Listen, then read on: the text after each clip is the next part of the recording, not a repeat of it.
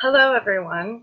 I am not sure if my live video is going to be saved after I finish it, but I am just going to make a quick video here, and the topic I want to talk about is nonviolent communication. So I have some notes here, and I'm just going to talk about it. Nonviolent communication is a communication technique which I would refer to as the language of natural law anarchy. Nonviolent communication has been referred to as the language of compassion or a process of communication. It reminds us to focus our attention on where it is more likely to be effective and life-giving, as opposed to many ineffective habits we have learned through cultural conditioning, which are life-alienating, designed to lead us to focus our attention where we are unlikely to get our needs met. Nonviolent communication is the act of communicating voluntarily, consciously, and willingly while maintaining autonomy and self-ownership to help us cultivate effective skills in communicating, which result in doing more good than harm in life, leading us into alignment with natural law. If we are to master thyself, we must first know thyself.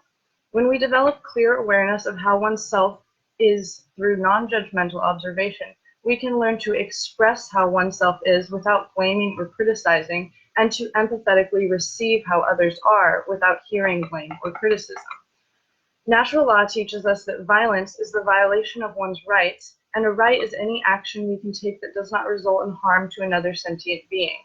Marshall Rosenberg, author of Nonviolent Communication, says that if violent means acting in ways that result in harm, then much of how we communicate could indeed be called violent communication, though he himself also refers to it more accurately as compassionate communication, as some get hung up on the word violent. Natural law teaches us to do no harm but take none ourselves. When we communicate compassionately, we maximize our chances of doing no harm, as well as not taking any harm upon ourselves. By connecting to our humanness and empathy, we can emit a life-supporting energy and become intrinsically aware and motivated as we are connecting to our heart, rather than to an energy of fear, guilt, shame, blame, used by authoritarian, hierarchical, domineering power structures which rely on external motivation based on rewards and punishments, and the judgments that are man-made values of those externally. Through nonviolent communication, we learn to take responsibility for our own emotions, which results in less harm and hurt within ourselves. When we learn our own selves, we also learn how to respect the autonomy of others' sovereignty as well. What is referred to by psychologists as the old brain, reptilian brain, or lizard brain is part of us that operates unconsciously. The body performs its set of functions automatically without our thoughts or conscious awareness.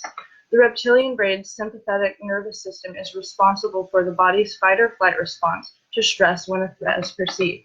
If the body judges the situation as a potential threat, the hypothalamus at the base of the brain is activated, sending signals activating the pituitary gland and the adrenal and medulla. When we perceive a threat, we can observe biological and physical effects. Our heart rate increases, our lungs dilate, and we can observe our breathing increase. We may lose our appetite, not feel hungry as our digestive activity slows down. Our immune system is suppressed, and our liver releases glucose for energy. Our awareness and focus narrows in on the perceived threat, blocking out all other stimulus like tunnel vision, with only the threat seen at the end. These biological and physical changes happen to prepare us for fight or flight survival. When we perceive a threat, we may or may not, what we perceive as a threat may or may not be from stimulus that actually impacts our survival, but if our body has perceived it as a threat to our survival, the response will be the same in our body. Our body may not be able to differentiate between a cougar attacking and an argument taking place in the comments of social media. Through sensory input and processing, our body judges a situation to decide whether or not a threat is present by taking in the things we see and hear in combination with stored memories, such as what has happened in previous experiences that were similar. Those reactions to stress, when occurring in healthy proportion, have no ill effect in the short term, and can help us survive in real life-threatening situations. but if they happen too frequently, they can result in ill long-term side effects on health and well-being. When we practice conscious awareness of our body's response to stress, we can be mindful of what we are experiencing in the moment, allowing us the opportunity to consciously affect what's happening within our unconscious automatic body operations. If we notice our heart rate and breathing increase, we can then consciously choose to slow our breathing, activating our parasympathetic nervous system to stop the effects in our body that have been activated by the perceived threat. When we are able to take a step back from our emotionally triggered state, we can observe non-judgmentally and see just the facts, shedding our tunnel vision, allowing us to see things for what they really are. In nonviolent communication, only truth can be spoken. Once we are no longer swept away by emotions that we may not have even been aware of, we can use balanced logic to discern whether or not the situation is actually a threat to our survival, if it is similar or different to past traumas, and how to best process through and resolve the situation in ways that enrich people's lives and result in healing and deconditioning ourselves. We become consciously aware of how our body works and responds to stress. We can observe non-judgmentally in the moment, mindfully of what we are experiencing, and use discernment. We increase our chances greatly of self-control, self-ownership, and experiences of growth through self-awareness and knowledge, and the process of healing past traumas. It gives us a chance to decondition and rebuild ourselves with a foundation of love. How violent communication is the same as violations is as it is about consent and intention and energy. This means that we can't see someone listen. It's not something we can do observably. Stating only what we can observe and know prevents relativistic thinking. Only objective truths can be spoken. Objectivity is what we can know, observable in reality, the facts. The first component principle of nonviolent communication is to observe non-judgmentally. True observation is absence of judgment, the kinds of judgment which are relative and evaluative. I see there being two types of judgment. Type 1 is discernment. This kind of judgment is necessary and helpful for our survival, and it promotes life and well-being. This is the kind of judgment we use to discern if a stove is hot before we touch it, so as not to burn ourselves. Always keep this kind of judgment. You need discernment. The second type of judgment, relative evaluative judgments, is what Marshall refers to in his book as moralistic judgments. When using this type of judgment, we assign man-made value, opinion, projection, or say something is good or bad based on our personal preference. These are the kinds of judgments we do not want to use, as they promote coercion, invoking guilt, blame, shame, and motivation as a motivator rather than using intrinsic motivation based on love. This kind of judgment is not necessary or helpful. Marshall Rosenberg refers to them as moralistic judgments, and I think it's important to point this out, as some people who are familiar with natural law may be very firm and stuck in their definition of the word moral, using it synonymously with the principle of natural law. However, the majority of humans do not use the word moral synonymously with natural law. This is not the way Marshall is using the word moralistic when he refers to moralistic judgments, but he is referring to what I call type 2 judgment, which is an evaluative judgment, relative as opposed to objective, made by man, and is not conducive to life or growth.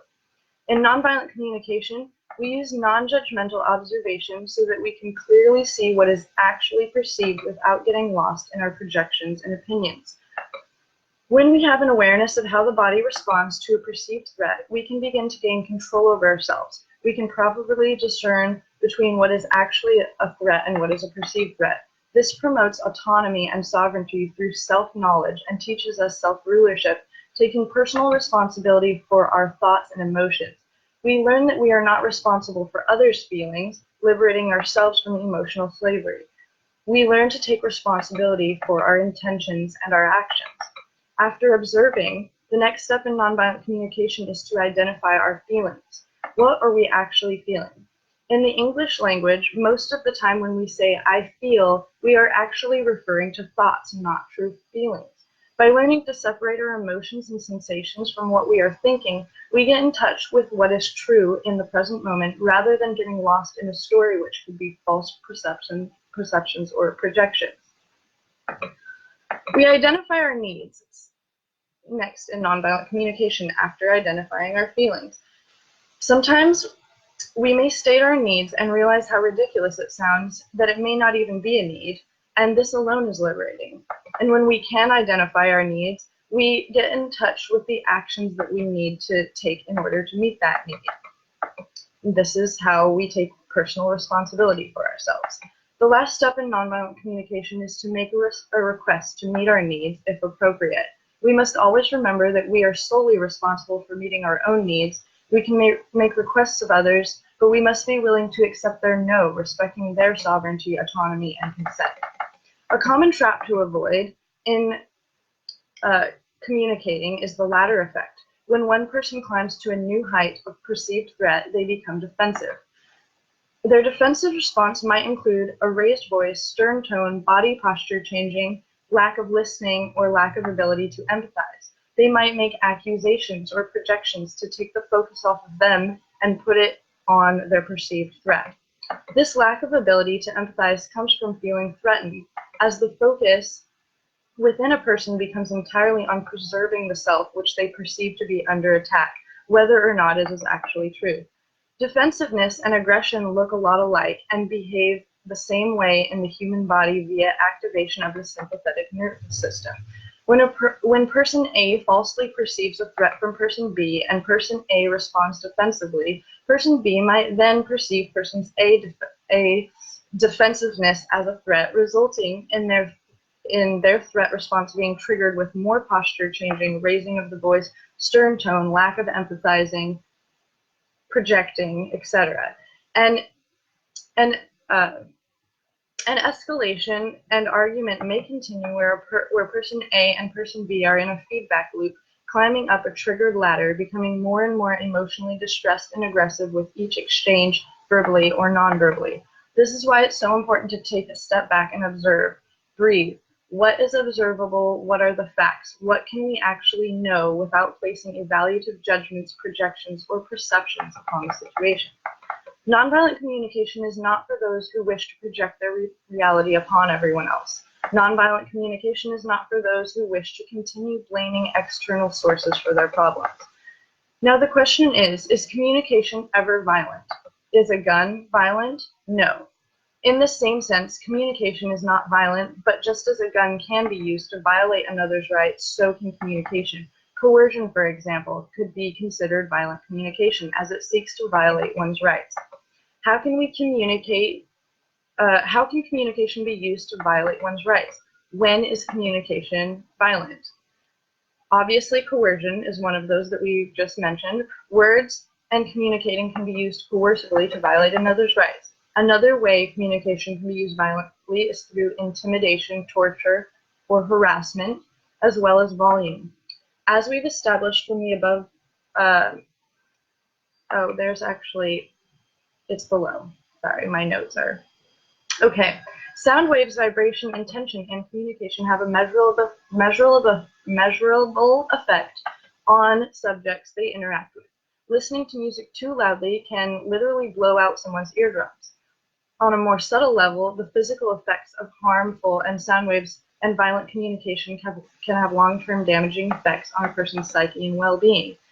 And it's very important with this in mind to remember to respect someone's consent and boundaries, because only they can know what's going on inside of them. As we mentioned before about observable facts and reality, we can't actually know if somebody is listening or not. Only they can know. We can't actually observe them listening. We can look and think that they are, but we don't actually know what's going on inside of them.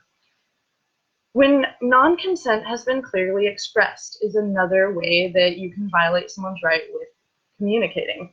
When dissent is expressed in response to communication taking place, someone sets a boundary and says they do not want to communicate with you, we show respect by acknowledging a person's boundary and right to be within their own mind and body, or choosing where or where not to give their attention and focus to. If someone is not interested in interacting with you in the form of communication, Volunteerism would have us accept that boundary. If non-consent to a communication of some form is clearly expressed, it would be a violation, aka violent communication, to ignore the expression of non-consent and continue attempting to communicate in that way at that time. Everyone has the right to be inside their own body and mind.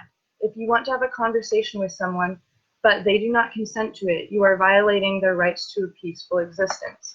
What might be harmful to one person may not be harmful to another. Similarly, if I were to flick a grown man in the arm, it may not hurt him, but if I were to flick a baby, it could hurt them very well. A violation occurring due to communication does not occur when someone's feelings are hurt. Feelings are a person's own responsibility. Communication can be physically violent in cases that we've mentioned of volume. It can be easy to recognize physical violence when it's obvious, like a punch to the face, but what qualifies as physical? On the material plane, matter is actually all vibration. Santos Bonacci says that we are all light, and everything is light. Vibrations that are higher or lower are the difference between something physically manifesting or not. So does this answer our question of what qualifies as physical? It can be difficult to perceive what is within others. So again, we have to just trust what they say, and we can only know what is objective, observable reality. If we take a look at Dr. Emoto's water experiments, we can see how water molecules take the shape of sound waves they've been exposed to. Dr. Emoto has a famous experiment involving rice grains in water where one jar is spoken to with love and kindness, and in the other jar it is spoken to with hate. This experiment has been replicated many times by myself even, and the results are always the same. The rice that is spoken to with love and kindness turns into a lovely, happy, bubbly ferment, whereas the rice which has been spoken to unkindly with hatefully turns dark and rots. So this is just a really interesting thing that we can observe in seeing how our intentions have an effect, especially our sound waves and vibrations through communication. Similarly, we can see this effect in experiments with plants, which have been replicated many times as well with the same results. Seeds that have been planted could be spoken to in one room with love and kindness, and in the other room with hurtful, unkind words. And the results are that the kindly treated plant grows much faster, and the plant treated with hate withers up and dies and doesn't grow as well. Aleister Crowley teaches us that love is the law. Love below will. When we come from a place of love as our foundation, nothing can stand in the way of truth. Nonviolent communication teaches us self-ownership, which includes taking responsibility for our feelings. It teaches us how to own ourselves and how to let others own themselves by getting in touch with care. Nonviolent communication teaches in depth about our boundaries and self-ownership, where one person begins and where the other person ends. Nonviolent communication not only teaches us how we can do no harm with respect to others' sovereignty and autonomy, but also how we can better protect ourselves' sovereignty and autonomy and not take shit. If you've come to understand the philosophy of natural law, nonviolent communication is a tool set which can allow you to imply the principles of natural law into your life effectively, resulting in more good than harm. The revolution is born out of love for self and others, not hatred. Federal Reserve notes religion and government are evil, and demonic point of the realm is powerful in making their dark magic work in this realm, but energy is the real currency here. The energy of domineering, accusatory, punishing, guilt-invoking kind of energy is the same energy of the powers that be, the dark cultists, the cabal, or whatever you want to call that power-hungry soulless psychopaths. Let's not feed them the energy they are looking for. Nonviolent communication is about getting in touch with our humanity, the lost principle of generosity and care, and that of those we interact with. Some people may have little to no touch with their humanity, and in relation to ourselves and how in touch we are with our own humanity, we may or may not have the capacity to help someone at a particular time and moment in our life, and that's okay. Part of nonviolent communication is observing ourselves and knowing our needs to facilitate our greatest growth and healing. We cannot pour if our cup is empty. I feel concerned because I need to co-evolve with my family in truth, and when I see my half-woke brothers and sisters in truth fucking around fighting, communicating in ways which are observably less likely to result in the outcome which we want, I want to help. So I've made this video to share with you about nonviolent communication in hopes that it can help us all to know ourselves more deeply. If you have any questions, please feel free to ask. And I really hope I can save this video. That's it. Thank you for watching.